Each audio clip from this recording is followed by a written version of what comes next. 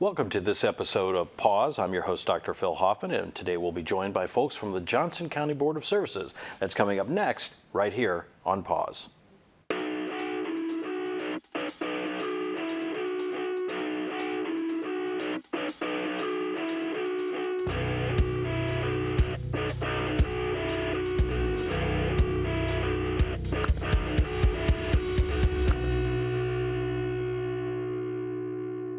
And welcome back to Pause. I'm your host, Dr. Phil Hoffman, and joining us today is Scott Holmberg, who is the Executive Director for the Johnson County Board of Services, and Misty Miller, who is a Programs Director there. Welcome. Thank you. How are you? So Scott, let's talk a little bit about, for folks who are tuning in and they're like, I don't know what the Johnson County Board of Services is or what they do. Can you kind of give a thumbnail description of the organization? Yeah, at a very high level, you think about it, our agency is the lead agency to work with individuals with developmental disabilities. So these are disabilities that would develop Down syndrome, autism, something typically metabolic, genetic, something like that. So high level, we have services from case management where we help get paperwork done, coordinate services, waiver for Medicaid and that bit. Also employment through, most people know our shelter workshop. We have other community services, transportation, that bit. So just think about it, whatever a person that would need our services to develop their perfect life, we try to help bridge that gap. And that's a challenge because every person that comes to you is going to have different needs and different challenges, right? Oh, absolutely. And that's key to us, is that it has to be very individual specific. And it's I would imagine that takes quite a bit of effort to put together what is going to work for one person that probably will not work necessarily for another person. That's absolutely correct. So Misty, let's talk about, that's part of what you do. Yeah. Right? Let's talk a little bit about, when you say Programs Director, what's involved in your job? What do you do at Johnson County Board of Services? Well, as Programs Director, my main focus is is quality. The quality of services that all of our services provide. So I'm really a resource for our team and our agency as how can we improve ourselves, where do we need to grow, and ensuring that all of the needs and services are met to the standard that we hold for ourselves, as well as the state and federal government hold for us as well. So in regards to all of the services that we provide, it's definitely ensuring that we put that families first concept, and that individualized concept in place to ensure that the individual's getting what they need to have that quality of life and perfect life. So when we talk about sort of like the coordination of services part, give us an idea of what that might involve and what kind of activities would you do to assist somebody? Okay. For instance, if a family is found eligible for services, they start with a case manager. And so that case manager sits down and they do that assessment part that Scott was referring to.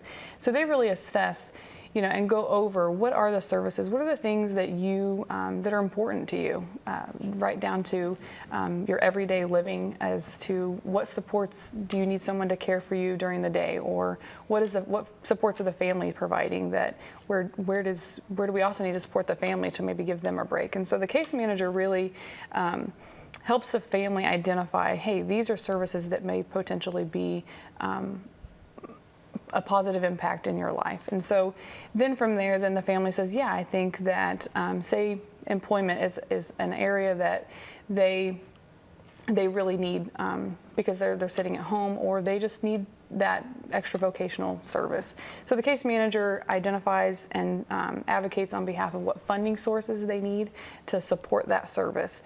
And then as far as the coordinating part, they get them connected to those providers, which we are one of those providers that provides employment services. And then we ensure that those services are being provided at a quality and at the level that, and meeting those outcomes and goals that they have set forth to have that quality of life. So I would imagine, and you can correct me if I'm wrong on this, Scott, that part of the issue is that for the parents, for the family members, it can be really overwhelming to try to figure out the system and how to get help, and they may not even really know what help their child really needs, right? Yeah, and that's where case management is very important. Is the system is complex. It's too complex, but it is what it is. And we're able to provide in the community face-to-face. So you don't have to drive to Kansas City or some other regional office and work with the state. We're local people. We live here, work, and it's convenient, if you will, because families are also employed, et cetera. And so there's that. And then you have an advocate and somebody that knows the local area. I wouldn't be comfortable with my case managers working somebody in Kansas City, and working Warrensburg from Kansas City just doesn't work. Mm-hmm. Okay, and so that's very helpful, and it's personable. You get to know the person, which family's first in a relationship, right? So as you look at working and developing the services that somebody needs and going through that process, when folks come to you at first, what's the typical, most important thing that they need at first? Is there one common thing that you see frequently at first? We'll kick that to Misty. I think, a lot of, and I'm referring back to the times that overseeing in case management, but a lot of families don't really know what they need. They don't, they need respite is a big one. They need transportation, or they need housing assistance, things that we can get them connected to resources within our community. But then through our discussion and helping them understand what our services provide, and that there's other opportunities, like for personal assistance, for someone to come in and teach them a life skills in their home or take them into the community. But I think definitely as we've grown and we've expanded a lot of our services, people do come into our services knowing exactly what they want, with our employment services, and the way that we've expanded and how we've expanded that to the very much positive that we're impacting individuals' lives and getting them into the community as part of our mission. Our mission is to provide community inclusion, self-sufficiency, and an individual choice. So it's I would say that most generally they come to us and they need someone to help them, their loved one or themselves, to build skills in an area to be more self-sufficient and have that community inclusion. And that has to be, of course, something that's strategic. It's not like you're just going to meet with them and say, well, you should do this. I mean, you have a plan, and there's a way that you go about helping them build those skills. Oh, absolutely. It's what we develop an individual support plan. So it's very detailed, so that anyone that needs to support that individual knows exactly what they need, what works, what doesn't work, in order to support them and help them live that quality of life, and through the services that they're being provided. So yes, very detailed plan, and their goals are very much outlined, and their steps, their stepping stones. We start small and help them achieve that goal, and then make it a bigger goal. And so it's continuously improving their life as well as ours, because we've learned a lot from a lot of the services and programs that we've put in place, just by what we've been able to teach them and what they've been able to teach us. So you also mentioned earlier that the sheltered workshop is part of this, and Scott, you mentioned that's the thing that most people know you by. Let's talk about that and what that is, and how folks are aware of that, where they might have heard about that. Well, Shelter Workshop is a place that was established to really focus on providing a safe environment that challenges somebody vocationally. Workshops are great things. They're not as progressive. They were progressive in the 60s and not. And our workshop, we're taking that and really focusing on vocational skills. How does the workshop become not a segregated place, that's staffed by folks with developmental disabilities, but how do we take and really train someone for specific jobs? And we've had some great success with that. Where we had a young lady that actually works at the hospital, and so they partnered with us, and she came in, was very shy, and we just work with an individual, and eventually she went to the thrift store. So a lot of people know we have a thrift store, and customer service and smiling grew there, and over the course of a couple years of just positive environment, a little bit of push. I mean, we will, as a person says, well, I would like to do this, well, we become coaches. Everybody in my agency is a job coach. I job coach, Misty job coaches. You can't work for me if you're not a job coach, all right? Because it's real people, real life, right? So nobody gets just signed paper. We work with the folks. And so, you know, long term, her life is now more in line with what she wants. She still has some goals that she hasn't quite met, but she's working through those, and it's very rewarding to watch someone grow over a couple years, from somebody that when I first met her would not look at me, and now is working in the cafe at Western Missouri Medical Center. And so, that's great for fulfilling with us. Great shout out to the hospital. Pal Gardens is another partner of ours. Old Drum Coffee House. I mean, I don't want to leave anybody out, but we can just run through businesses that have given us opportunities to partner, and it impacts lives. When we think about the impact that has on somebody as they get out into the public and they start working and developing those skills, is there a point at which your work is done, or do you continue to work with folks all the way through their lives? So both.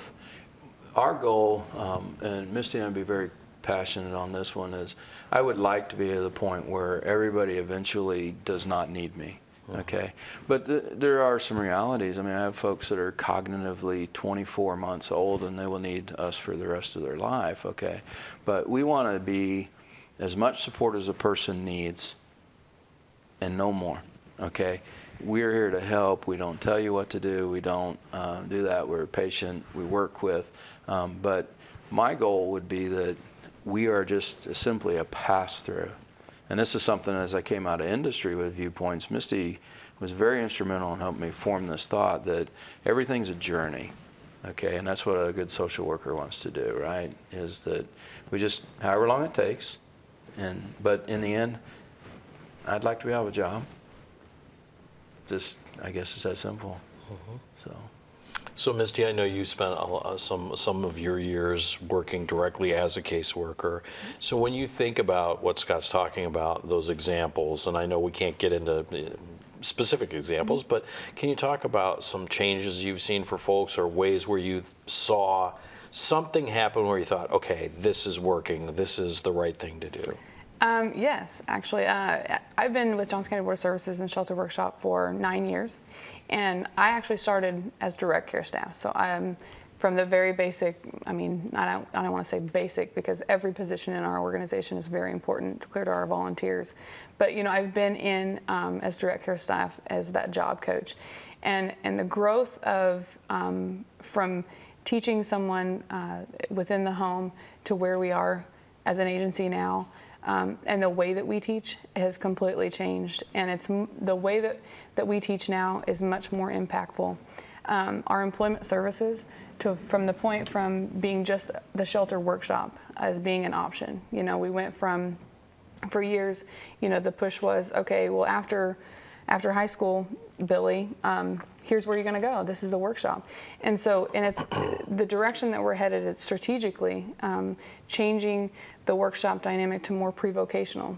We're striving just this year as, you know, making the workshop more pre-vocational to where the folks actually learn a trade that they can then take out into the community, help build their resumes so that, you know, competitively they're just they're as qualified as anybody. Whereas over the years, that wasn't really the idea. It was, okay, how do we get them into the workshop and help move them through the workshop? But now it's really, how do we get them into a pre-vocational and help them learn a trade? So with our employment services, we, aside from just our workshop, we also have programs available through job discovery. So we have folks that come in, and we've actually gotten permission from Clyde Gable, who is currently in our services. So he comes in and he goes through our job discovery services. And through that, and his job coach, Carrie Morrissey, they go through different assessments. They go out into the field, interview employers that he finds interesting. And he had pinpoint pinpointed auto body as his area of interest. And so then from the job discovery, they move into more of a job prep opportunity or service. And in that service, it's really identifying and creating a career plan as, okay, you want to be auto body technician. What does it take to be that person in that career? How are we going to help you be successful? And it's identifying those soft skills that he needs and also those technical skills that he needs. And we're actually really excited for Clyde because through his job preparation and job discovery, he started volunteering at Warrensburg Chrysler and Dwayne over there, and been working with those guys. And then also we've partnered with the Warrensburg Area Career Center. And through scholarship funds that we've actually gotten donated from folks here in our community, from Mr. and Mrs. Richter, that he's able to go to the auto body program at Warrensburg Area Career Center. And so he started there in January. Really enjoying it. We, as Johnson County Board of Services, we support him with a job coach as much as he needs. So we help him with whatever supports he needs to help guide him through that. And then last week we just found that Carrie and Clyde went to his volunteer opportunity at Warrensburg Chrysler, and Dwayne has guaranteed him a job there once he graduates. So that's a huge accomplishment from 9 years ago and even years previous. Workshop is kind of the end of the road here, and how can we help you grow here to no, there's bigger, better places for folks, and how do we help support you and make your dreams come true? So we have a lot of great success stories, but that, Clyde's story is definitely the poster, and we didn't ever imagine that it would happen this quickly, I think, but we're really, it's really exciting. Now, one of the things that makes stories like that possible, though, is the community folks Absolutely. who are willing to do that, right? One I want to telegraph on here a bit is that because we are able to do soft skills, transportation stuff, but actually paying for vocational school or something for an individual is really outside of our mission in that bit. But we do have some flexibility, and vocational rehab had promised him funding for the class, and then they pulled it. So you have a young man that has worked at the workshops, done all the things, gone through this, and is suddenly faced with, okay, I don't have funds for school, et cetera. And so, yeah, that's what I love about Misty's passion. I mean, she just kind of hit me at the door and said, I need $1,600 because this has got to work, right? And so we go to work on it, and then folks like, the Lorenz and Lisa, show up and they donate and they do. And so we've raised that funds. For it. So one of the things that folks watching the show, okay, my agency itself is financially healthy. We manage well. We have contracts. We get contracts at the workshop. We do get a bit of tax funds for the general services. But we are in always need of direct funds that somebody can distribute, or donate to us, that then Misty can give to an individual, or the case managers can do things. So, that source of funding has to grow because we are stretching the boundaries. And I'm challenged Misty a little bit. I did think it would happen like this because my team is awesome, all right? And they just go, and they overcome those obstacles, and I'm really proud of it. And it can be a challenge too, I would think, because for as many folks that you have that are willing to step up, to volunteer, to donate, to employ people, you probably also occasionally run into folks who say, yes, I would love to do this, but then the reality for them that it would be some work for them, maybe they go, ooh, I didn't sign on for this. So does that happen? And when it does, how do you help those folks, how do you help the employers sort of get over that hurdle of, wait, this is more work than I thought maybe it was going to be? And I think I don't know of an instance that we've ran into necessarily, because currently when we talk to those employers, we help them recognize that we don't want it to be necessarily like a burden, and I don't want to say it in that sense, but our job coaches are there. So, our job coaches are there to assist so that, the employer can still function on their daily, but then also we're a partner. So like with the Western Missouri Medical Center and the individual that Scott was referring to earlier, we had a job coach that supported that individual. And then we backed out, and then when the employer, when they said, hey, we've got some extra duties that we would like her to take on, she potentially needs some more training. We step right back in there. So it's definitely a partnership, and all of the folks that we've worked with have been very appreciative and cooperative in helping us and individuals meet these needs. And Johnson County is an amazingly giving community. For us, one of the, I will tell you easily that my job, I just got to talk about it. Where there's no political party, religious group, everybody loves us except one or two. But that's probably just due to you. It's probably. But going out and selling and representing the Board of Services and workshop is easy.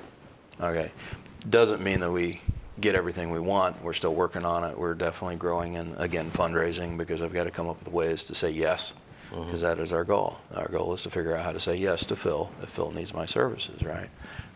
But the county's fabulous. It's really fun because I told Misty that we're not going to get the sweet spots on the first employment. First two that she delivered, they were the sweet spots, worked perfect, so that's cool.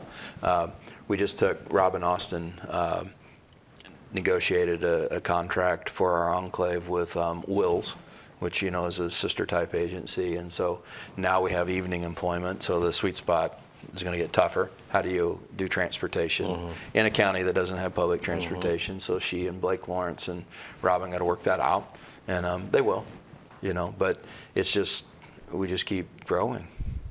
It's interesting hearing you talk about stepping in and coming in and going back and coming in again.